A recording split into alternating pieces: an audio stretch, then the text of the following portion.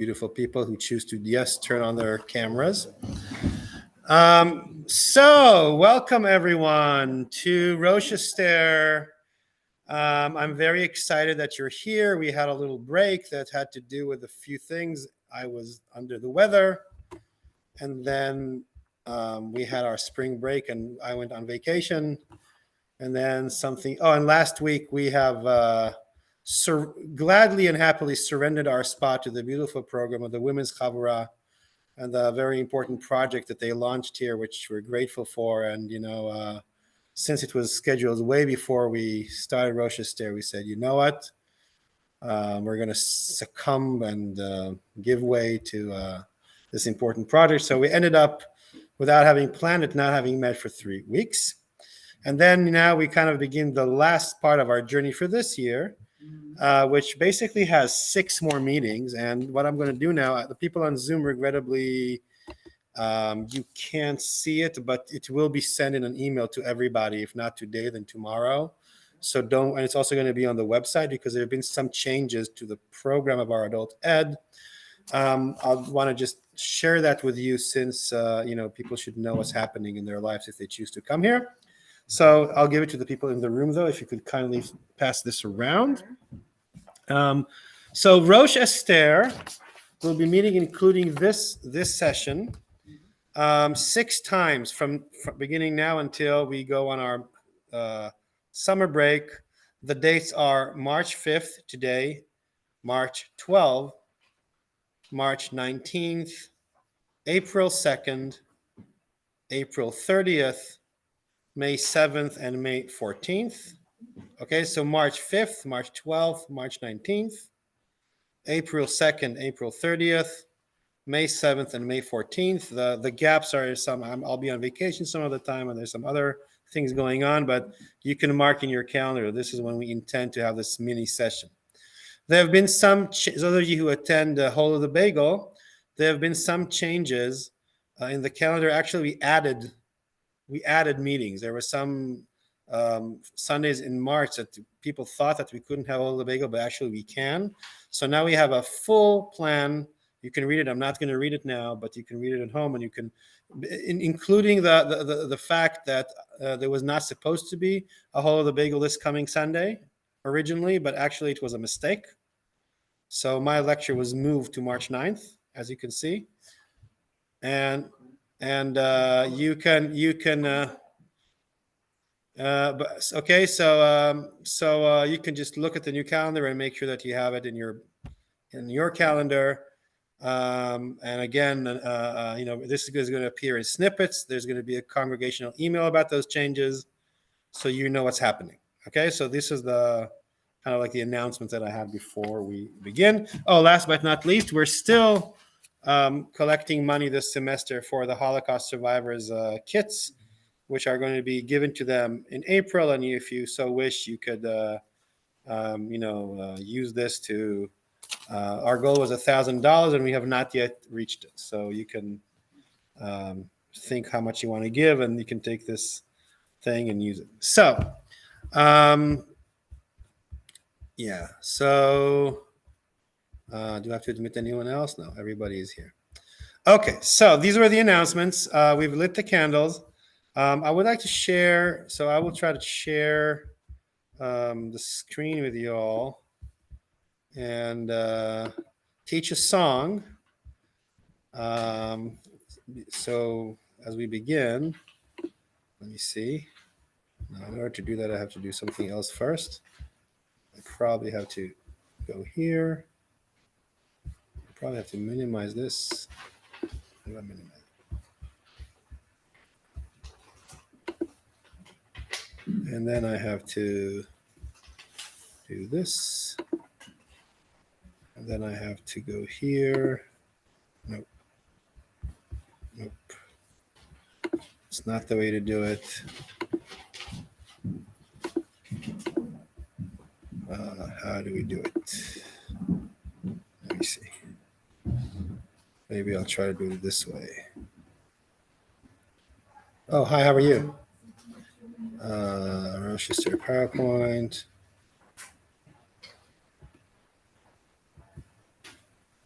Try to do this.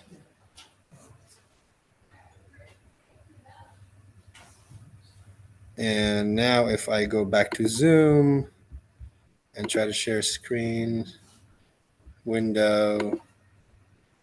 Okay. All right. Can the people on Zoom see the PowerPoint? Please say yes if you can. Yes. That's good news. I'm very excited about that. So the song I'm gonna introduce to you today, it's also gonna be featured this Friday night. So if you're planning on coming, you're going to have like heads up, and you can show everybody that you know the song because you learned it here. And the words are written by Rabbi Avraham Yitzchak Kook, who's one of the most influential rabbis of the 20th century. He was the first chief rabbi first of the city of Tel Aviv, and then of the state of Israel. He kind of is the founding father of religious Zionism in Israel. And he's also a mystic, and he wrote many amazing books about different things. And he wrote the following poem, which then later on someone called Avigail Uziel Amar composed. Recently, it's contemporary. It's like maybe, I don't know, 8 years ago the song was composed. And then it became very popular. Very popular.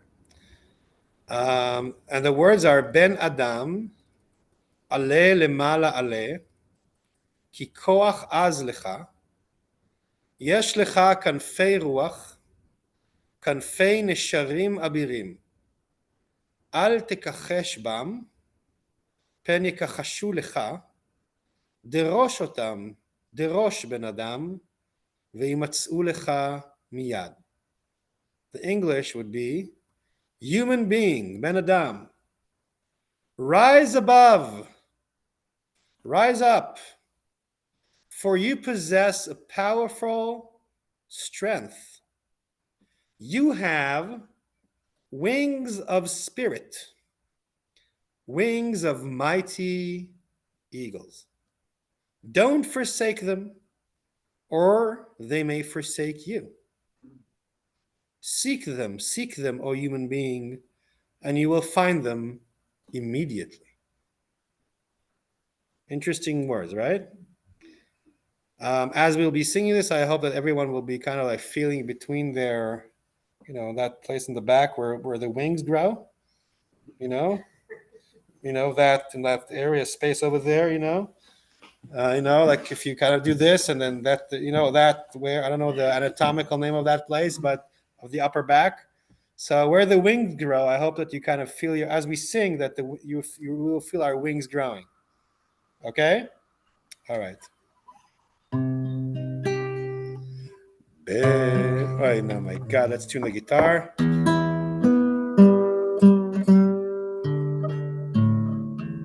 I guess moving it between rooms affects the temperature. All right, let's see how it sounds. Let's see how it feels now, how it sounds now. It goes like this. If you can, if everybody in Zoom, please, I know that you want to sing with us, but please make sure that you're muted because otherwise it goes through. Ben Adam, Ale Lemala Ale, Ale Lemala Ale Ben Adam, Ale Lemala Ale, Ben Adam, Ale Lemala Ale. Ale lemala ale ben adam, ale lemala ale. So we kind of go back and forth, right, between the first and second line. Ki koach az lecha, yesh lecha kanfei ruach, yesh lecha kanfei ruach, kanfei nesharim abirim. אל תכחש בם, פן יכחשו לך, דרוש אותם דרוש בן אדם, וימצאו לך מיד. Let's start from the top. בן אדם, עלה למעלה, עלה למעלה, עלה בן אדם, עלה למעלה, עלה. בן אדם, עלה למעלה, עלה למעלה, עלה בן אדם, עלה למעלה, עלה. מכוח עז לך, יש לך כנפי רוח,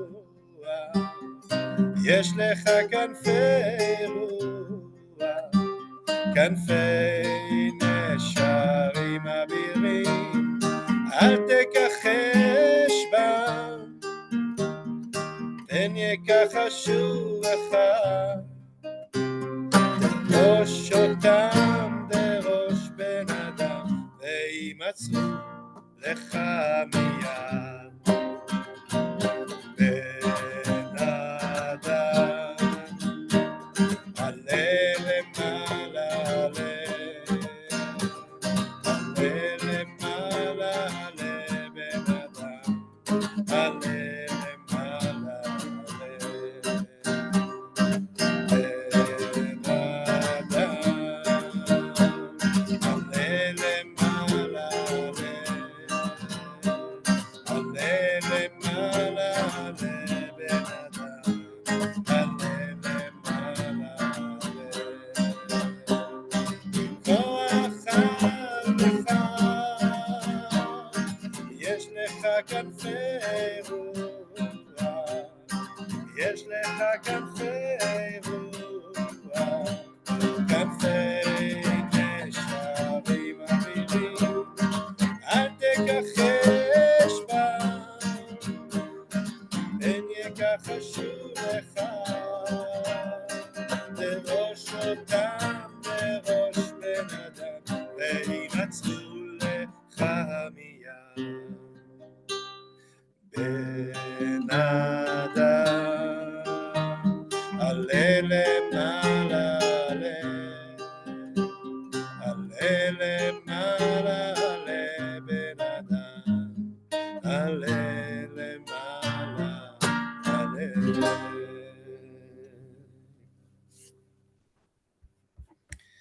Yeah, so maybe we can, before we continue with the names of God, maybe we can kind of like be with this song a little bit for a few more minutes.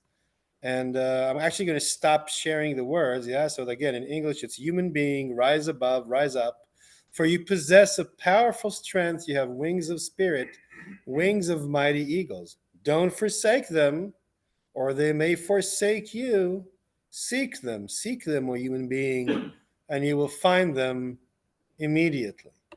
So I'm going to stop sharing because I'm going to try to stop sharing. I mean, I want to. I really, really want to. Oh, okay. I don't even have to. Okay. So have we stopped sharing, Zoom people? All right. Because I actually want to see you. I want us to be, so maybe you can be part of this discussion. Maybe for a few minutes we can just echo actually the meaning of the song. We sang it now a few times. I don't know if you're feeling those wings in your back. If any of you, if you feel like a little pain in your back now, if the wings are kind of like starting to show, you can try to see. Esther Brill, for sure, you're already like flying in midair. You're like hovering. You're like up there. So I don't know. As we sang this song, as you were kind of like looking at the words, connecting to them, does anyone connect with this concept of the spiritual wings?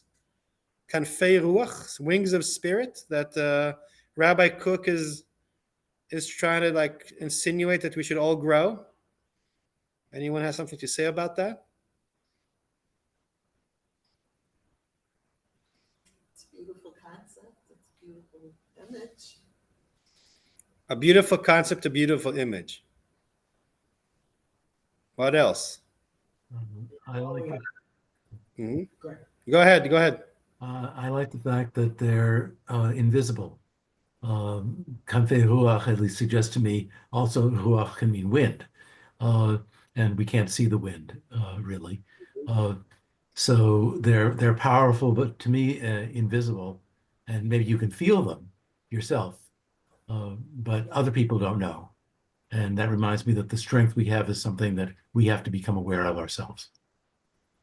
Beautiful. So unlike what I was insinuating, it may not be actual physical wings that are starting to grow, right? But something that's more spiritual. And although I have to say, I kind of feel an itch in my back now. I don't know. When I get home, I'm gonna check. Right. So I like both the things that you said. One, that you can't see them, and they're invisible, and also that we have to become aware of them. You have to become aware of, I think, Rabbi Cook's invitation, right? That we become aware of that spiritual capacity that we have to have those wings. Okay, let's hear more from other people, from more people. You have to. By the way, people on Zoom and people in the room are speaking. Can you hear them? No. So maybe we can try. Hello. Fred, use the mic. I think people can hear me because I'm close enough to the microphone, right? Correct? But when people in the room are talking, use the mic, put it close to your mouth so people on Zoom can hear. We have to kind of like train ourselves in this hybrid learning, right? It's not always easy to do, especially when we're sharing a text on the screen. It becomes a little bit difficult. But at least now for the discussion. Fred, yeah. I was just going to say that we have the wings. We're maybe not thinking about them all the time, but in order to use them, we have to unfold them. You know, whether they're growing or just making space for them in the back of your shirt, whatever. But you have to take the time to unfold them if we want them to work. So it's like any other muscle, right? If we want these spiritual wings to be, part of who we are and to kind of enjoy them and use them, utilize them, it's like anything else. You need to practice. You need to put that muscle into practice for it to be available to you and useful to you. Hmm? Thank you. Anyone else here in the room? I just think the part where it says, if you don't use them, whatever it said, like they'll abandon you or whatever. But sometimes you get lifted by wings when you're least expected. And then you get able to use a different enlightenment because it kind of came out of nowhere. It was always there, but you didn't know it was there. And then you get a new awareness and a new connection and more support from wings that you never knew that you had. Right. So sometimes it can also take you by surprise. Frank, do you want to say something? You first have to put forth the effort. Kind of like what happened at the Red Sea, where just praying wasn't enough. And the Great One will help you if you put forth the effort yourself. Yeah. It's actually a wonderful question about is deliverance and redemption, and we'll get to you in a second, but is deliverance and redemption, is it passive or is it active? In other words, are we being saved, by God, kind of like, how we say in Passover, that we were just there and God came down and saved us, right? Or are we asked to actually do something about it? And it's interesting to see that in our tradition, we have both. And you can see it in the juxtaposition of the high holidays and Passover, right? It's like also with the season of the year. What happens in the fall? What happens in the spring? It's like the two opposite parts of the of the Earth cycle around the sun, which is that in the fall we are asked to do teshuvah. We are asked to actively kind of like, like we have a whole month where we kind of like, the culmination of that is like Rosh Hashanah, Yom Kippur, that we make a very conscious and big effort to grow our spiritual wings ourselves. And we, like you said, Frank, we don't ask, God to just save us. We do something about it. We ask for forgiveness. We meditate. We look. Whatever.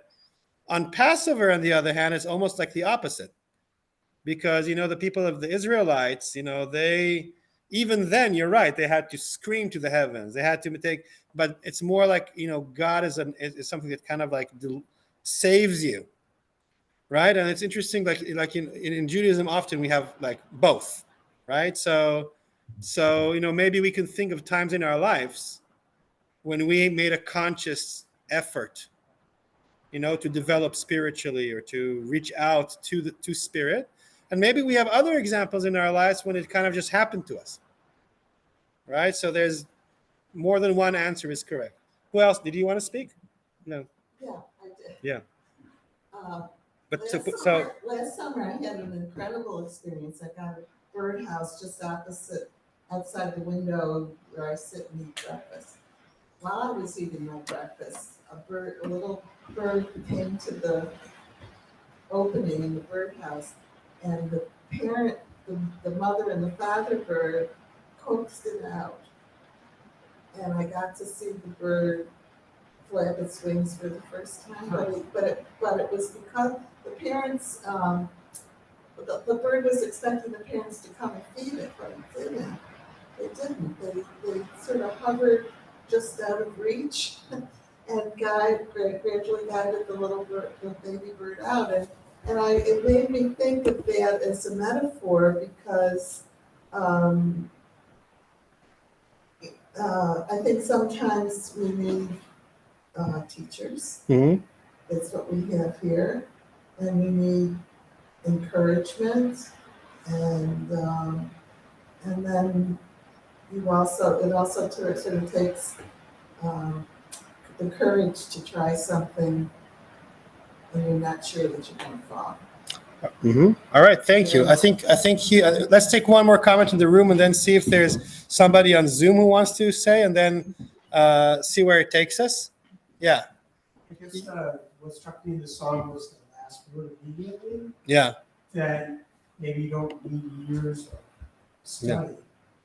Yeah. Happen, right? If you demand, if you seek them, if you seek your wings of spirit, you will find it immediately, right? So it's not necessarily, according to Rabbi Cook, I think it's very encouraging that it's not like you have to go to the ashram and start by sweeping the floor and then be promoted to assistant gardener, and then after 5 years you get to the main hall and you learn some yoga, and eventually it's not like that. It's basically, I think and I agree with it. Rabbi Cook is a good point.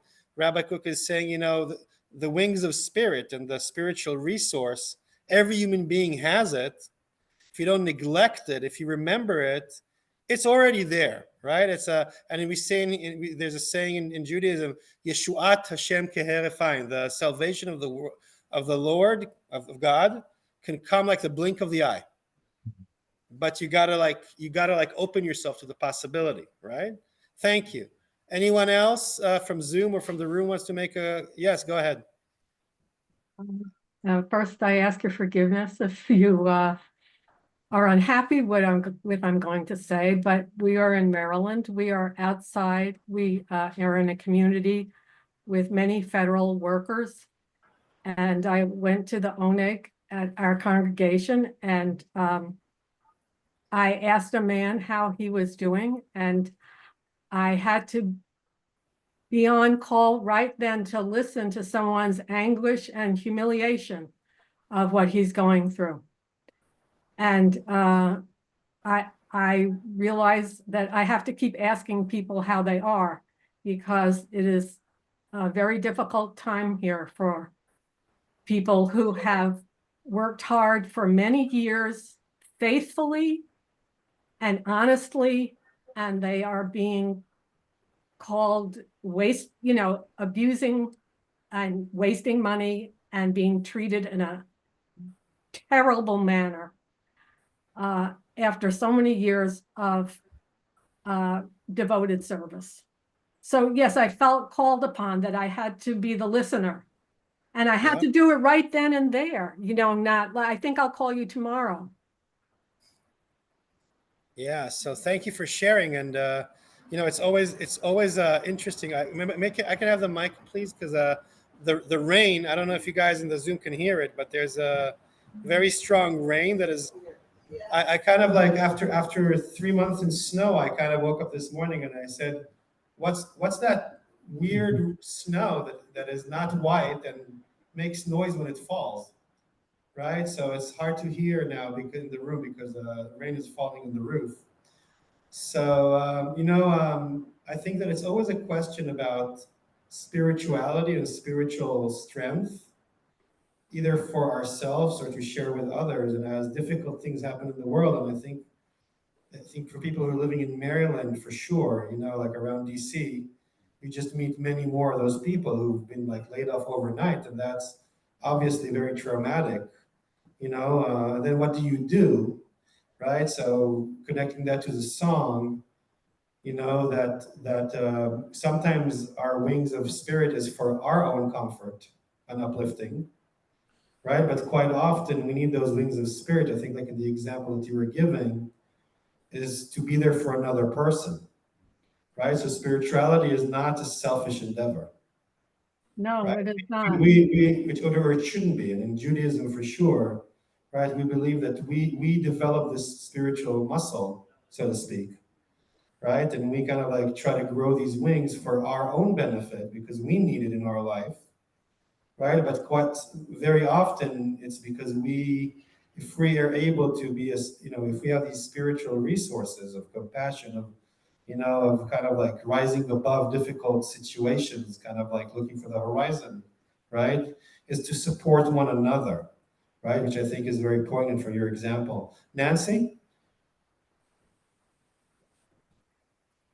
Well, it made a connection for me because I'm always looking to be uplifted by things. And when something really great happens, I say, I'm uplifted. And it made me think, well, maybe those are my little wings then growing, taking me Uplifted. up higher when I feel uplifted. Yeah. Yeah, and I just want to say and share that as someone who's also lived through some, hard times and, either here or in other countries, more in other countries, to be honest, throughout my life, sometimes it's actually very difficult situations where A, we need our spiritual wings most, and B, we actually learn to use them because we learn that we must use them or we'll be falling and drowning, right? So the spiritual development, can benefit both from very good times of peace and, abundance but we can use and also learn to identify and grow those wings. Sometimes it happens. Sometimes we can also grow out of crises, right? And this is hopefully something that we'll be learning how to do. Hopefully we'll have no crises, but in the case that we do, right? It's actually a very good, when are our values, being put to the trial? Where is our spiritual strength being put to best usage? Is actually when crisis happens. And hey, we never promised you a rose garden, right? Me representing the Department of Promises, right? Life can be very difficult and challenging. Nations, societies go through trials. Individuals in them go through trials. And then we learn to seek our spiritual wings and we try to uplift ourselves and others, right? All right, anyone else has a comment? Otherwise, we will go to the next stage of our study topic today. Anyone? Hi, I'm Debbie. I just wanted to say that I really liked that song. It was really cool the way it kind of weaves back and forth through the verses, and there was something that just created a real sense of connection for me with that. So thank you. Okay, thank you so much. So again, those of you who will come, Friday night, we'll be sharing that song again. And then you can, oh, I already know the song. Look at me, I know the song already. Right, so, okay. So maybe I'll try to share the PowerPoint again. And even before that, this class and the next 5 classes that we have remaining this year will be just touching upon a topic that really could be a lecture or a series for a year, and to some degree we've already been talking about it a little bit, and is very, very essential to Jewish spirituality, to Kabbalah, to Hasidism, to ancient priestly traditions, to really a lot of things. And it is the idea of the names of God, the names of God. So maybe a few general comments about that. But before that, because we're actually entering the top, like we're actually going to do some Torah studying, maybe we can take a moment and say the blessing together. Baruch atah Adonai Eloheinu melech haolam asher kideshanu b'mitzvotav v'tzivanu la'asot divrei Torah. So in fact, we've already been studying Torah. That song was Torah. The thing that you have shared is Torah, right? The comments are Torah, but we're kind of like, we're studying Torah here together, so it's important to say the blessing. So, sometimes people come to my office for consultation and they tell me, I struggle with the idea of believing in God, right? Or I've been having questions about God or this and that, right? And then one of the issues that comes from it is when you say God, what do you mean? Right? Someone once told me that sentence. Essentially said, the God you don't believe in doesn't exist.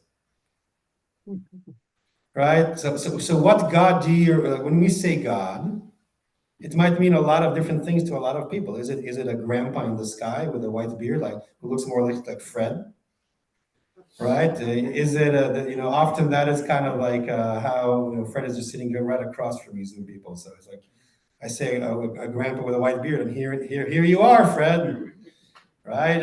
God is a vicious male figure with a white beard who plays piano playing. I meant with vicious piano playing skills, not vicious really, right? So you're not, as far as I know, you're not vicious, Fred. I meant the piano playing, right? So is God a grandpa like when you think of it like this with a very deep bass voice, right?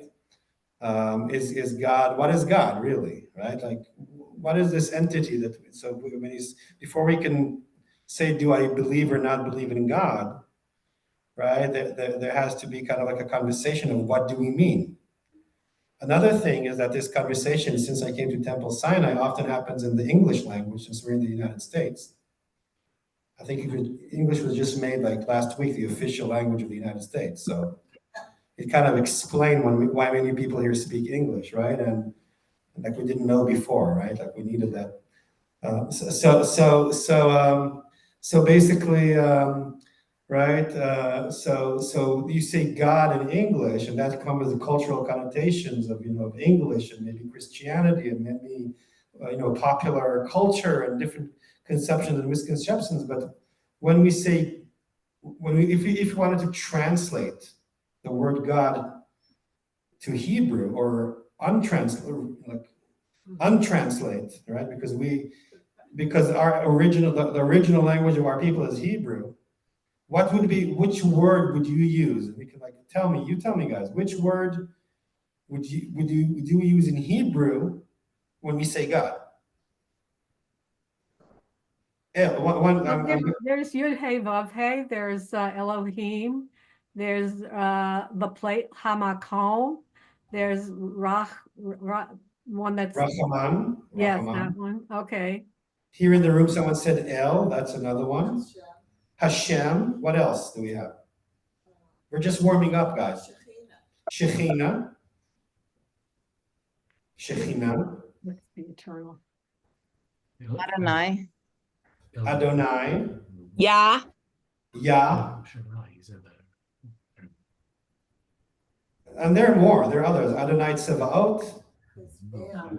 There's El. There's Elohim. There's Elohim Chaim. There's Chai. There's really many names.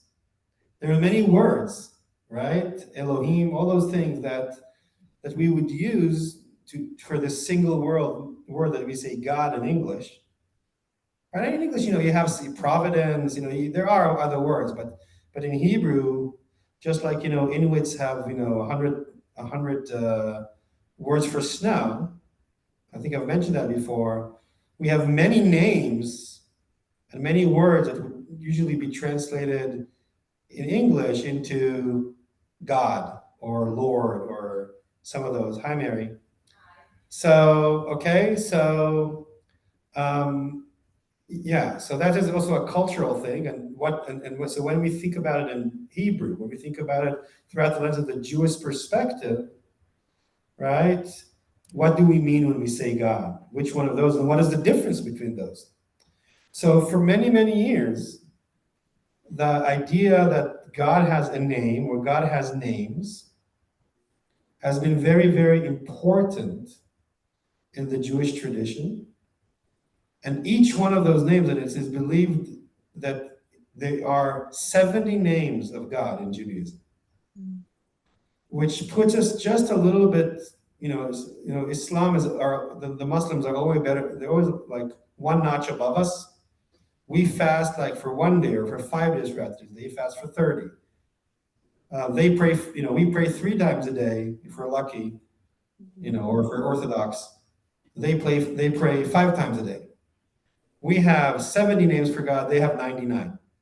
Okay, so it is believed that there's 70 official names for God. I have to say that I have never seen the list. It's hard to find the list. I can think about probably many, but I wonder if it's so 70 might be just a way to say there are many. Okay, and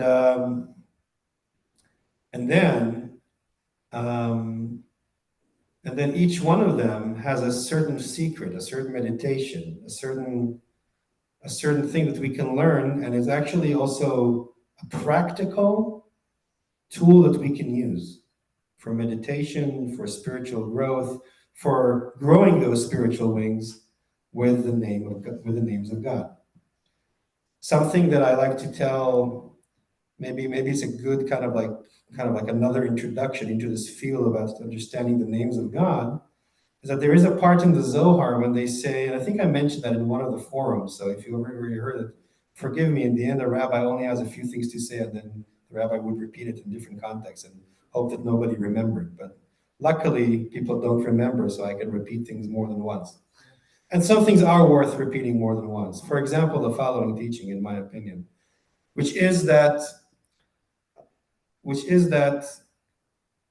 the high priest at the temple on Yom Kippur would enter the Holy of Holies and then would pronounce the name of God, Yud-Hey Vav-Hey, which was mentioned here, right? But it was pronounced in a very particular way that people don't know what it was. The way that it was pronounced is kept a secret. And there's different mystical traditions on how to pronounce the name of God, the tetragram, Yud-Hey Vav-Hey, and there's many actually versions to it. And also depending of like the kind of like Kabbalistic intention that you'd like to achieve by pronouncing that name, you would pronounce it in a different way each time. But when the Zohar speaks about it in one of the many pages, it says, you know what? The reason why nobody knows how to pronounce the name of God in the way that the high priest would do it in Yom Kippur is because actually the essence of the name of God is silence. So it's not that the high priest would pronounce it in a certain way that would work wonders and we just forgot it, or it was concealed, or it was, when the temple was destroyed and we just don't know how to pronounce it. Is that essentially and eventually the essence of the name of God in its purest form is, in fact, silence, in silence. All right, so something to think about as we will actually be going into, learning other secondary names of God. All right, there's in the end, everything we learn should lead us into a certain kind of silence where really maybe we enter the Holy of Holies. The Holy of Holies in the end is where we meet God in a space, in a place that is beyond words, beyond concepts, beyond our own thoughts, beyond our own experience as human beings. So that is something to think about, right? So maybe before we move on, maybe we'll just take like a minute or two of silence to kind of like tune ourselves into that, and then we'll continue. All right, does that work for you also, Zoom people? Okay.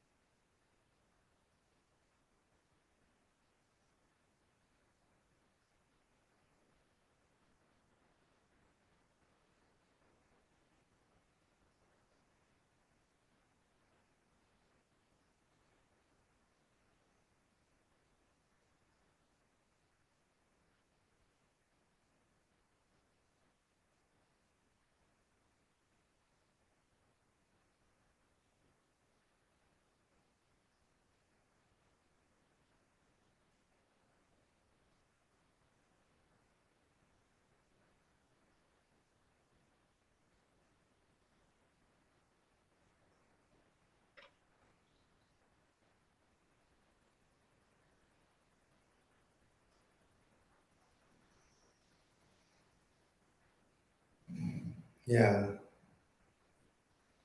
So that's a really important tool, I think, when we learn these kind of spiritual and try to grow our spiritual wings, is that often the best thing we can do to ourselves as we learn these new concepts and these new names and new ideas or read those texts is to pause and actually let go. And maybe the spiritual wings, sometimes they are, we grow them as we make an effort. And often I feel like we grow our spiritual wings when we do exactly the opposite. When we let go, when we breathe, when we seek the silence and not the word or the concept or the intellectual effort, right? So I'm not saying that we all have to be silent and stupid, right? But I'm saying that a right balance between them is probably a good way to grow, those spiritual wings. And as we kind of like, we'll be learning more about the names of God and other things, right? As we grow spiritually, that conversation often happens, not always, in our ability to actually be silent and kind of like enter the Holy of Holies through that name of God, which is silence. Okay? So keep that in mind as I talk more about it. Okay? It's a bit, spirituality is always a bit paradoxical, right? There's always a paradox. So let's try to share the screen again. Let's try to share the screen again. Yes.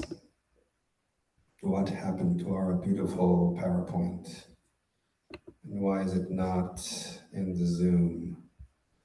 It can be very frustrating sometimes to try to be a rabbi in the 21st century. My predecessor, they didn't have to share Zoom screens. They could just, oh, here it is.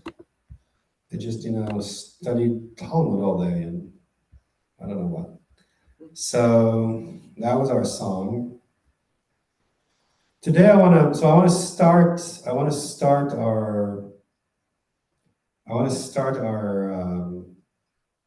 mini series here, which actually has already started. We're like in the midst of it, but start this. The new move that I'm going to try to teach here is that there in many Kabbalistic texts, including the Zohar, but also other Kabbalists who lived throughout the Middle Ages. One of them would be Rabbi Yosef ben Abraham Gikatilia, who lived in the 13th century in Spain and wrote a few books. One of them is called Sha'arei Ora, the Gates of Enlightenment. And basically that book is he tells you each of the 10 emanations and all the 10 emanations of God, and according to the tree of life, and the names of God that are attributed to each of one of the 10. For example, it's a very long book. And in that book, Rabbi Yosef ben Abraham Gikatilia shares the concept that, yes, on the one hand, God is silence and the tetragram is the central, and there's 7 central name of God, and that there's 70 names, 70 official names for God. But actually he says, every word in the Hebrew language is actually also the name of God. On the other hand, you see on the one hand, the name of God is the tetragram, and the name of God is silence, and the name of God is unattainable. And there's 70 names, and there's a science to it, and every name kind of like teaches you another secret.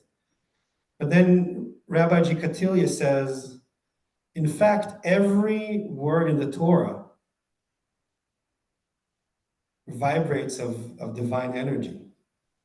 And in fact, every word that we say, and maybe not just in Hebrew, right? Every time that we exist in the world and we live and we communicate, it can be God that we're talking about, right? Maybe we're not conscious of it.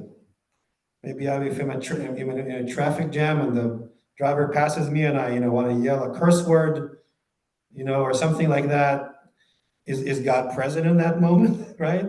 So maybe not necessarily, but at least in potential, right? every moment and every sound that we utter or hear has a potential of being filled with God. What comes to mind is Jacob, who woke up from his dream, Jacob's ladder's dream, and said, indeed there is God in this place, and I was not aware, and I did not know.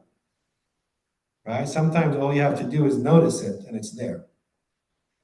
And then Rabbi Yosef ben Abraham Jikatilia teaches these three names that we have in front of us. Eheye, Yud He Vav He, which is the tetragram, which can be pronounced or not pronounced in never or in different ways, right? And Adonai. He says, Rabbi Yosef ben Abraham Jikatilia, who lived in the 13th century in Spain, unlike the anonymous people who wrote the Zohar, we actually know about him and the books that he wrote. And he says there's a big secret to learn from these three names, and that is the secret. Because let's say that we are in at Temple Sinai, and we read a prayer, and we say a blessing like Baruch Atah Adonai Ohev Amo Yisrael, or Baruch Atah Adonai Habocher, whatever blessing that we say. Or if we're at home and we're eating bread, and we say, or we're eating an apple, and we say Baruch Atah Adonai Eloheinu Melech Haolam, Borei Pri Ha'etz, right? To whatever it is that we say, or if we're coming to Saturday morning prayer and we're reading the miracles every day, Baruch Atah Adonai Eloheinu Melech Haolam, Pokeach, whatever blessing that we say. If we're lighting Shabbat candles, we always say Baruch Atah Adonai, right? So that's the name that we say. But what's actually written in the Hebrew? Does anyone know? Anyone from the Zoom maybe know? What is written? If you're just reading the English transliteration, you would see Adonai, Adonai, Adonai. Who knows when you say Adonai, what is actually written in the prayer book? In Hebrew, it's two yods together. It could be two yods. Yeah. It could be, or even if you're reading the Torah and you say Yud, you see actually it's the tetragram is written Yud He Vav He. How would you read that? Anybody who ever reads Torah here, chants Torah? Adonai. Adonai. Yeah. Right. So, it's by the way, usually the two yods that you're seeing is actually also the tetragram, and I'll explain to you why. I think I've mentioned that in one of the previous sessions. There used to be an abbreviation for the tetragram, Yud He Vav He, the second middle name on the list, right? Which is that because it's a tetragram, you would, rather than reading Yud He. Also, the tetragram is holy. People were hesitant to write it actually, so they look for different abbreviations for it. So, for example, every time you see have you ever seen like the letter He with an apostrophe? Mm-hmm. Yeah. Could be an abbreviation for the tetragram, because people felt that it's too holy. Like, for example, if you write the tetragram on a page, you're not allowed to throw away that page. You have to put it in Geniza, right? So people didn't want to write it, so they wrote abbreviations. Even some people here said one of the names of God is Hashem. So Hashem is actually not an efficient name of God. What does Hashem literally mean? Who knows? The name. The name. Which name? The tetragram. Right? Because you don't want to say that or write the tetragram, you would say the name. The name. Which name? The tetragram. It's always the tetragram. Yud He Vav He. Yes? I have a question. Doesn't Adonai just mean the Lord? Literally it does, but if so, I have like a good Jew, I will answer a question with a question and ask you and everybody else. Adonai literally means, well, you can interpret it in more than one way, and we will learn about Adonai more. Okay. But if so, and therefore it also would be translated like the Lord said, right? Adonai, right? Yeah. But if so, why is it that when we see in the Torah Yud He Vav He, we say Adonai. Hmm. That's the question that I want to answer with a question to the question. Hmm. What is the relationship then? Now, the people, Zoom people, do you see the slide? Yes. Right, you've been seeing it all along, I suspect. We have minimized it to see you, but now. So I'm not talking about Eheyeh. I'm talking about I will get to it. I'm talking about the relationship between the lowest name here on the chart, Adonai, and Yud Hey Vav Hey. Why is it that when we see that the text says Yud Hey Vav Hey, we say Adonai? And getting back to the two Yuds, it's also an abbreviation for the tetragram, because in the manuscripts, people didn't want to write Yud Hey Vav Hey. They made 4 dots. 1, 2, 3, 4. 2 and 2. Okay, like a square with 4 dots representing the tetragram. And then these 4 dots, especially when print was invented, people didn't have a font for 4 dots. They just made 2 lines to connect the dots, and the 2 lines became Yud Yud. So Yud Yud is actually a typo or an abbreviation for the tetragram, coming from the 4 dots that people, okay? So when we say Yud Yud is actually not Yud Yud, it's 4 dots representing the tetragram. Because you don't want to write it, and apparently you also know you don't want to pronounce it. Because it says Yud Hey Vav Hey, but what do you say? Adonai.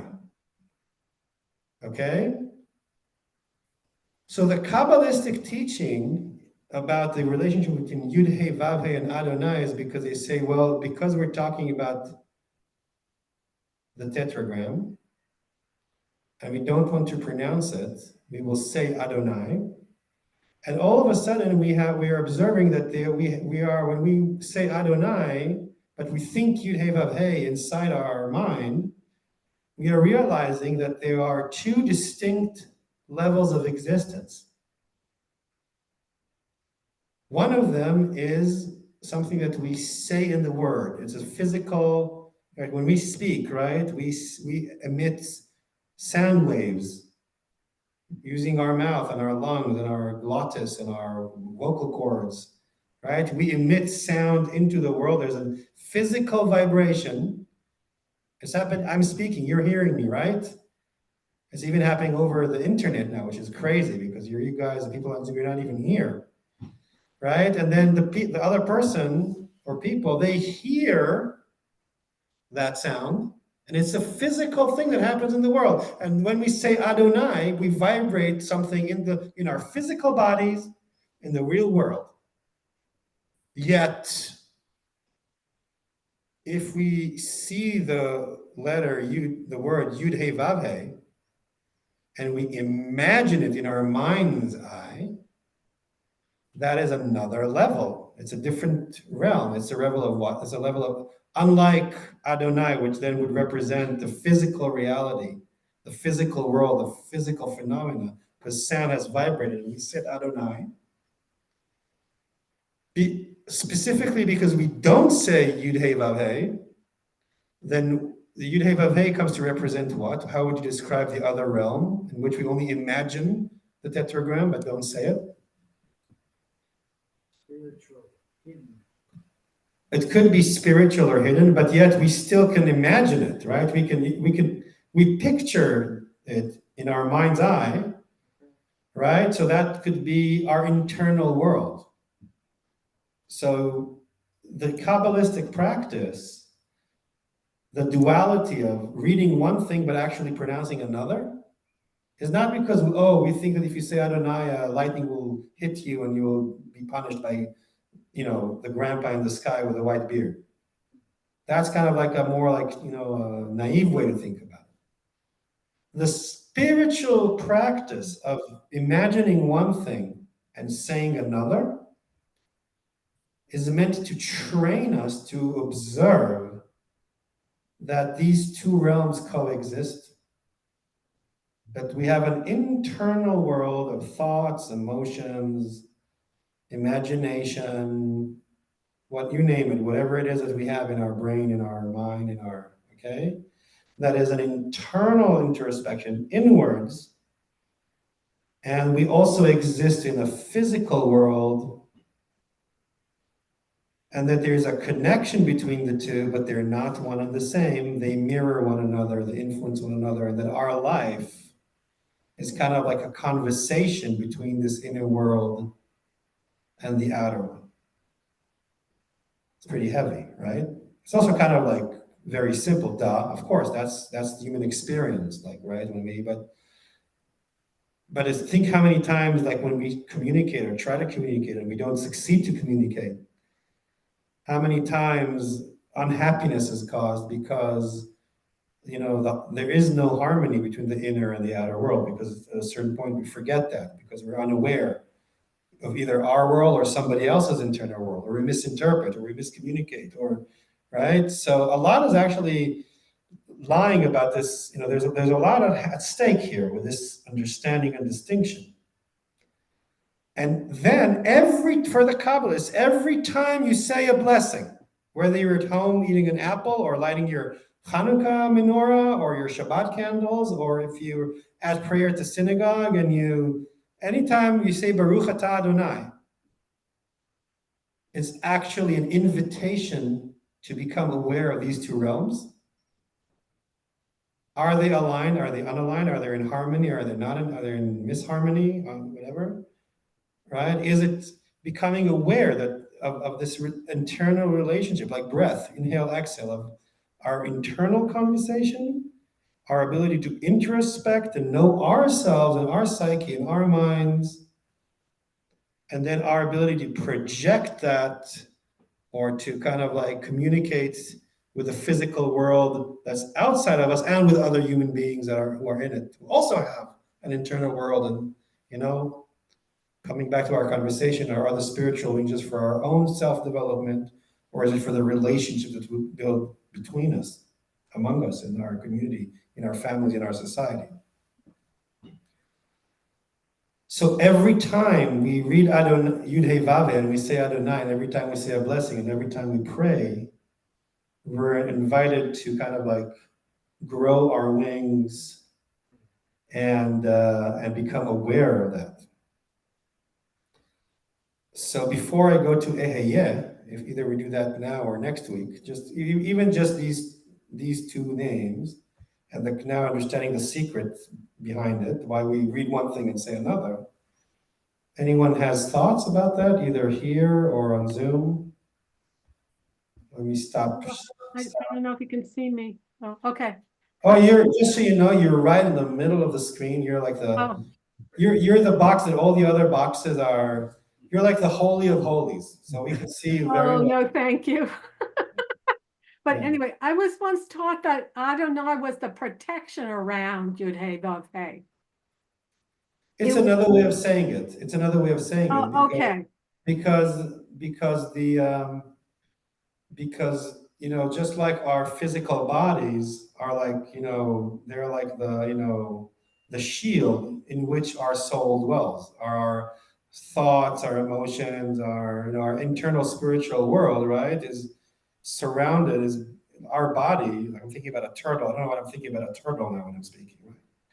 So the turtle has this armor, right, and lives inside the armor. Our body is it's a rough physical entity inside which are more subtle qualities, such as the spiritual, the intellectual, the emotional ones, right?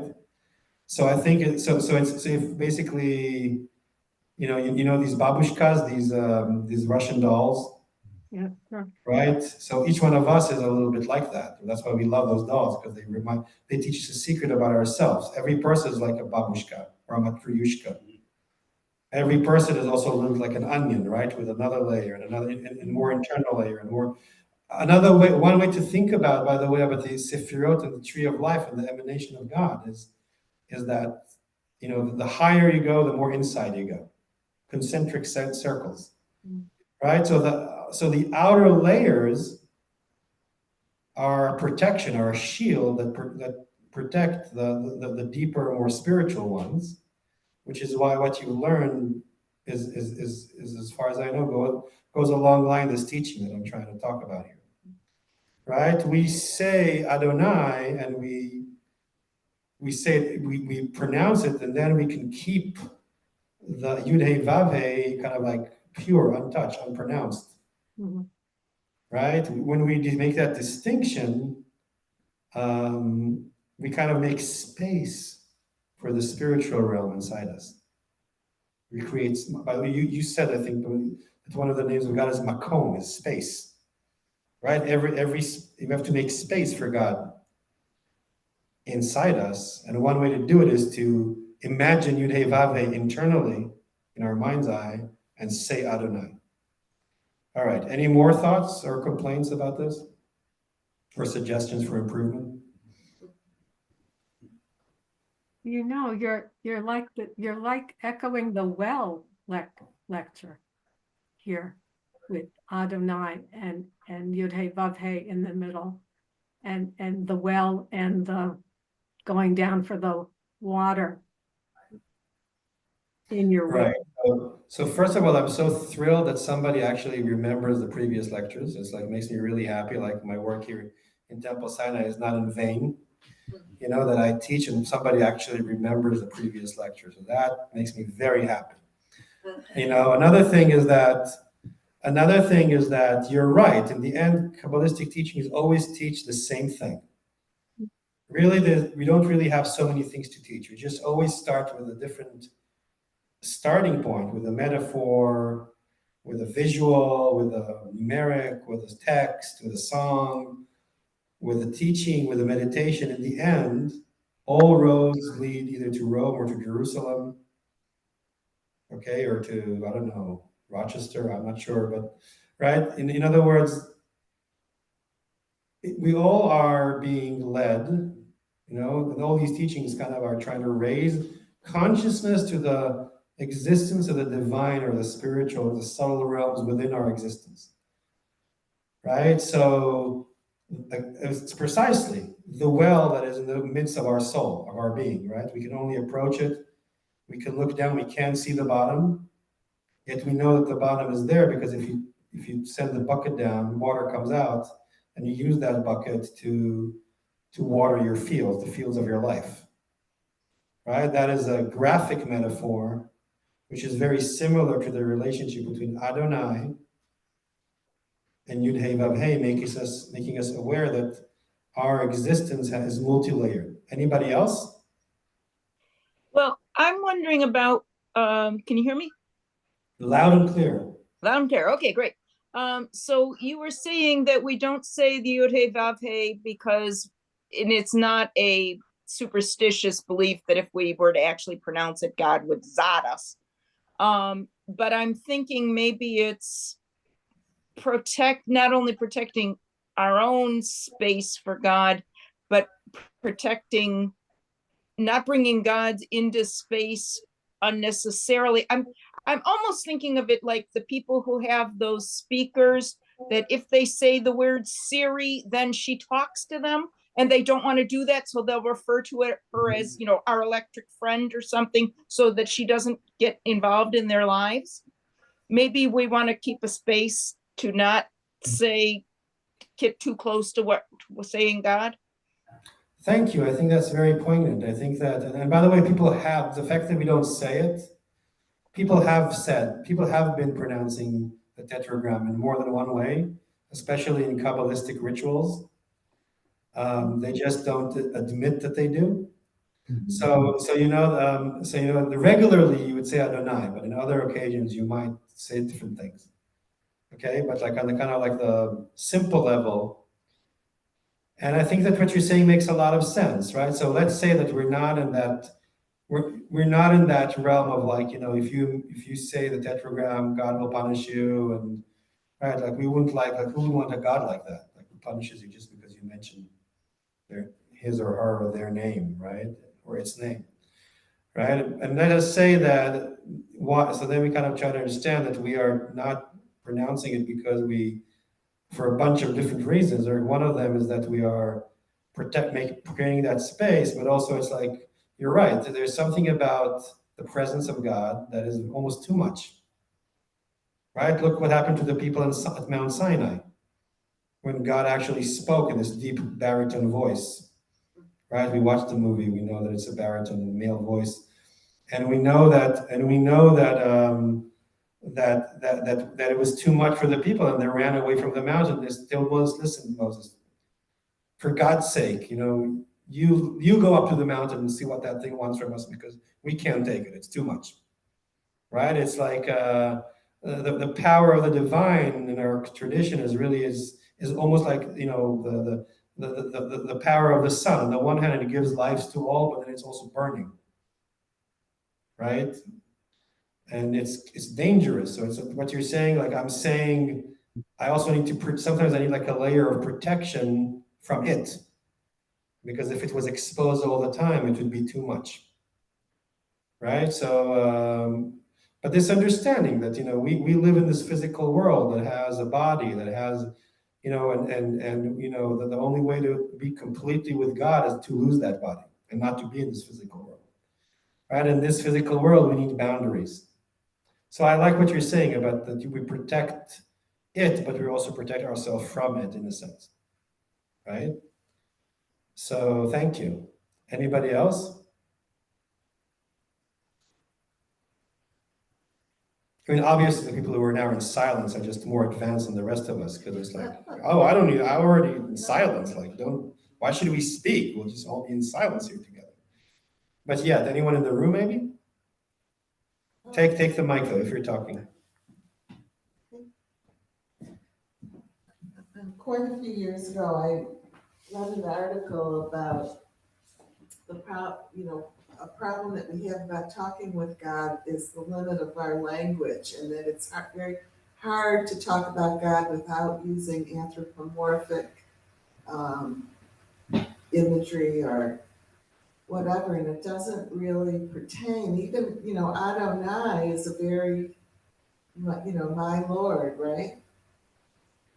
It's a limiting word. And I think that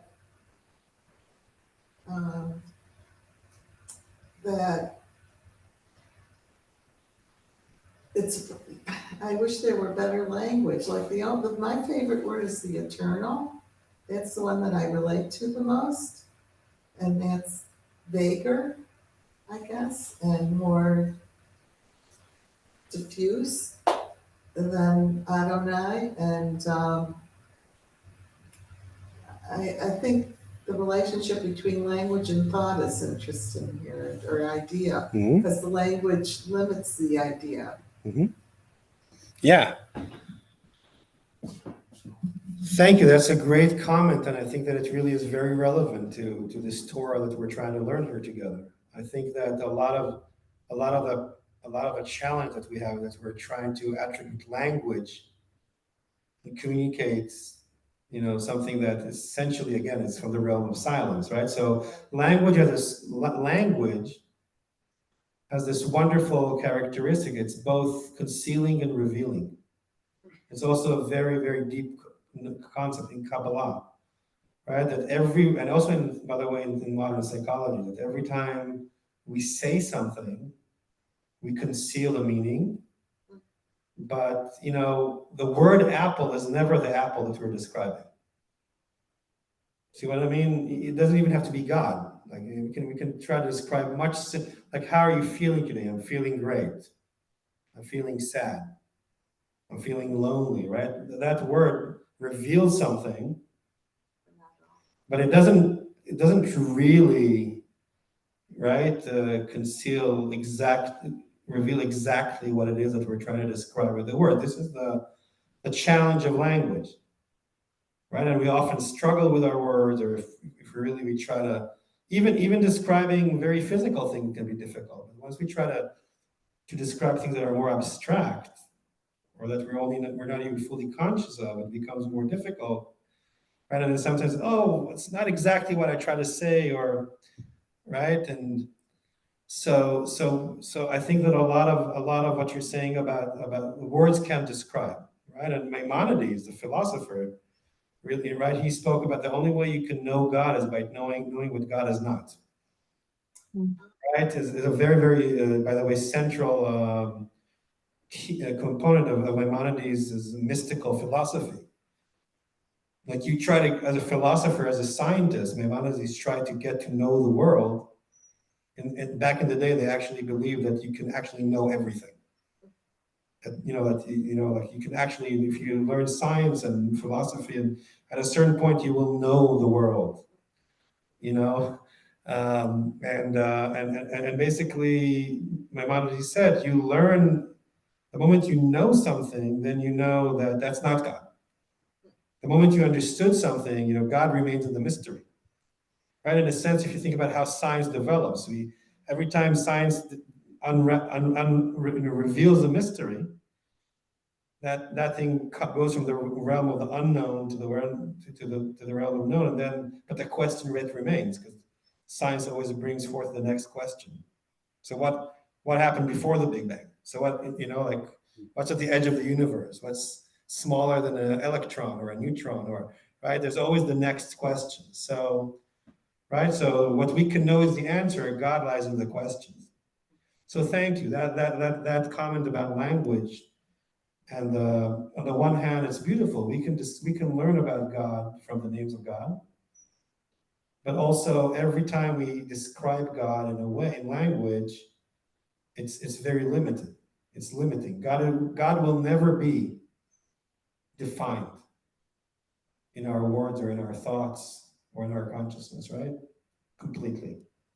We have time for one more comment or question.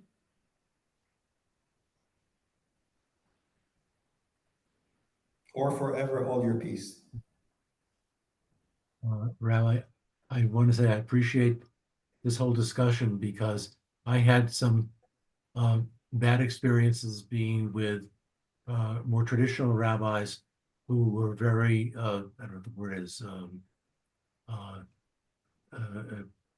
categorical about what one could say and not say, and write on paper and not write on paper.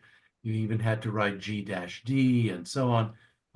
I know students that religious school students who had this experience. This is just even 5 or 6 years ago from visiting. It was a conservative rabbi. He wasn't even Orthodox, and they felt really put off that that this was. He was acting as if they'd done something absolutely terrible, and I really like the idea that this is something we can discuss just like any other matter. Thank you. I appreciate that. Only that I'm kind of laughing and saying, so who's to say who's more traditional? I mean, who's to say that what I'm teaching is less traditional? In other words, as far as I know, as far as I've been reading Kabbalistic texts and Jewish texts, and I'm not being naive. I know what you're talking about. I was raised Orthodox, okay? So I know what you're talking about. But basically to say that I actually think that what we're learning and what I'm trying to teach here is actually goes in accordance to a very ancient tradition of Kabbalistic and philosophical, Jewish and other Jewish texts who have written freely about the names of God, who have taught about it, and who kind of, share the notion that when we approach the divine, it doesn't have to be out of this place of fear and feeling scared and being scared of the divine, because that creates a lot of negativity, right? And actually, the culture that I think that we try to kind of like develop in our community here, not only in the political, socio-political arena, but also in the spiritual one. When we do talk about spirituality and God, is that conversation can't be based on fear and like intimidation and like, oh my God, if you again, the lightning will strike you, you'll be punished. That's not the kind of spirituality that I think is helpful. There is a lot of, yes, with respect, yes, with dignity, yes, back to kind of like develop that sense of awe and appreciation. Yes, not to cheapen talking about God. Yes, to do it like when we say a blessing and when we are gathering in a conscious way to talk about it, right? The divine is a very valuable resource to us. We don't want to disrespect it, right? But having said that, only with love, only with openness, and with understanding that these secrets are not here to intimidate us or to make us feel small or insignificant, but to help us grow, right? So this is kind of like what we're hoping to achieve. Right, so it is now 8:17, so I already stole 2 minutes of your precious time, and I feel very bad about this. So thank you so much for coming. So we had, I think, 8 people in the room and 16 people on Zoom when we were at our most, so that's kind of impressive. I really hope that now that you all know the dates, so for the next 2 weeks, March 12th and March 19th, we are in session. And I would like to encourage as many as people who can. It's maybe going to be a little less, not as cold, not as dark, so yes, to consider coming to the temple if you can, because I think learning these kind of things is always more helpful when you're present. But having said that, also realizing that, except for me, that it's my job and I'm supposed to be here, everybody else can kind of like, if it doesn't work for you and you want to be online, that's fine as well, right? The physical realm has limitations, as we know. The realm of Adonai versus Yud Hey Vav Hey, right? So, right. So, see you next week, God willing, if not sooner, in some other activity. Thank you for being part of our study. Thank you. Thank you. Bye-bye. Bye, everybody.